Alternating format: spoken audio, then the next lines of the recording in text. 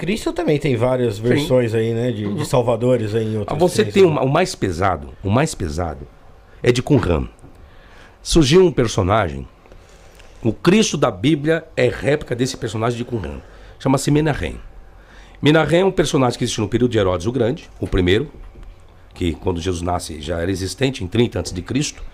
E Menahem vem em meados, os achados arqueológicos de Qumran são de 180 a 150 a.C. Falava de um Messias igual a Jesus. Um Messias milagreiro, curandeiro. Ele ficaria 3 dias em sepulto, como Jesus, né? Ficou lá 3 dias e 3 noites. Ele ressuscitaria e ascenderia aos céus. Isso é o de Qumran, antes de Jesus. A história é igual. Então você... justamente. Eu não preciso pegar o Mitra, Osíris, para querer comparar com Jesus sobre o nascimento virginal, ressurreição. Não. Eu pego um elemento judaico, de uma história judaica, de uma concentração judaica, do Messias já propagado antes de Jesus existir o Jesus bíblico. Antes de Jesus bíblico existir. Quem que era o Jesus histórico? Não estudei ainda. Não posso dizer quem é. Outro lance é daquele de Jó. Pô, o que parece ali na história de Jó é que Deus fez uma aposta ali com o diabo ali. Ó. Ali nós temos outro problema. Vamos lá. Qual o problema do livro de Jó? Você vai ver Jó, ele sendo um monoteísta. Jó não é poli. Aí estão dizendo que Jó é o personagem mais antigo. Não pode ser. Porque os patriarcas eram politeístas. Como Abraão, filho de Terá. Josué capítulo 24 vai falar sobre isso. Abraão era politeísta, Jacó era politeísta. Todos eram politeístas. E menos Jó. Jó do período monoteísta. Por quê? Quando acontece toda a desgraça, que vai relatar o capítulo 1 e o capítulo 2 na vida de Jó, a mulher de Jó chega assim e fala assim: amaldiçoa o teu Deus e morre. Aí Jó: assim como fala uma doida, assim falas tu. Não receberemos o bem e não receberemos o mal. Em tudo isso, Jó não pecou. Jó não tem ideia de um dualismo, de um ser do bem e um ser do mal. Ele atribui a Deus, tudo a Deus. Então você está vendo uma questão mono.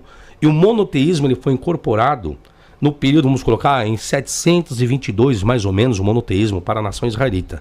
Porque um dos profetas que vai atribuir também tudo a Deus é Isaías. Isaías vai escrever: Deus cria o bem, Deus cria o mal. Isaías não tem uma visão dualística também, porque o dualismo ele só surge pós-cativeiro babilônico, que vem justamente do zoroatrismo. É o zoroatrismo, o Zaratustra, que vai lidar com o dualismo, o ser do bem e o ser do mal, que isso nós encontramos no Novo Testamento. É Satanás fazendo o mal e Deus fazendo o bem, entre aspas, né? Porque no nascimento de Jesus, Deus poderia avisar as outras crianças, os pais das outras crianças não avisou que foi porcaria nenhuma. Deus falou: mata tudo aí, deixa só o Jesus vivo. Vai entender esse Deus da Bíblia, viu? Pô, e como você entende a criação, já que você citou, do Satanás bíblico, do diabo da Bíblia? O problema é da criação. Nós temos 2 textos no Antigo Testamento, que foi meu primeiro livro com o qual eu escrevi, que é Ezequiel 28, Manual de Exegese.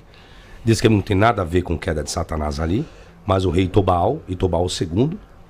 E Isaías 14, pior ainda, não tem nada a ver, vai falar também de um rei. Mas aí as pessoas queriam espiritualizar.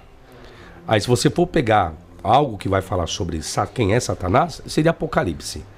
Vai falar: e houve batalha no céu, Miguel e seus anjos, né? E aí o Satanás levou a terça parte das estrelas, ppp, papapá. Só tem um problema nesse registro do Apocalipse. É que isso ainda vai acontecer, não aconteceu ainda. Porque vai falar que uma mulher estava grávida, com dores para dar o parto, e deu à luz um filho, e o seu filho foi arrebatado ao céu para Deus e há de julgar as nações com cetro de ferro. Então se houve uma queda, a queda ainda não existiu, ainda ela vai existir. Esse é um problema. Quem vai lidar com Satanás, com queda de Satanás, o orgulho de Satanás, quando surgiu, é o livro de Enoque. O livro de Enoque, existe achados arqueológicos de Qumran, ele foi escrito em meados de 300 a 200 a.C. É um livro apocalíptico, igual o quarto Esdras, o livro de Baruque também. É justamente o livro de Enoque que vai explicar como houve a queda desse ser.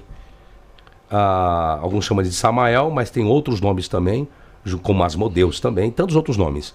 E aí ele teve uma rebelião, foi justamente Gênesis 6, quem vai falar que os filhos dos homens, as filhas das mulheres, os filhos dos homens eram gigantes, é o livro de Enoque. É o livro de Enoque que vai tratar pré-dilúvio, lá onde nasceram os seus gigantes, aí nasceram dos gigantes, nasceram os seus demônios, aí foi a rebelião de Satanás, é o livro de Enoque. É uma questão já um pouco antiga, mas você tem uma influência do dualismo aí. Se você tem um livro de 200 a 300 a.C., você tem o avesso a Zaratustra ali em 400 a.C. já, dentro do dualismo. Então uma influência muito grande. E o livro de Enoque influenciou o Novo Testamento, influenciou em muitas partes, muitas partes. Você vai ver a Epístola de Judas fazendo menção do livro de Enoque, respaldando o livro de Enoque, falando de Moisés dentro do livro de Enoque. Então é um livro que não foi canonizado, como muitos livros do Novo Testamento também não foram canonizados, como o Apocalipse de Pedro. O Apocalipse de Pedro está dentro de um códice do 6º século.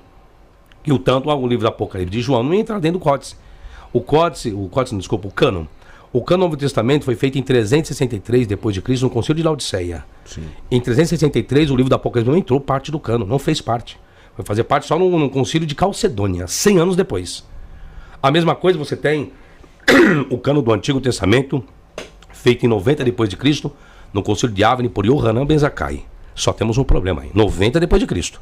Só que você pega o Evangelho de Lucas, já tratando de um cânon, que vai falar das leis, profetas e escritos. Como que Lucas pode falar de leis, profetas e escritos se o cânon ainda não existia?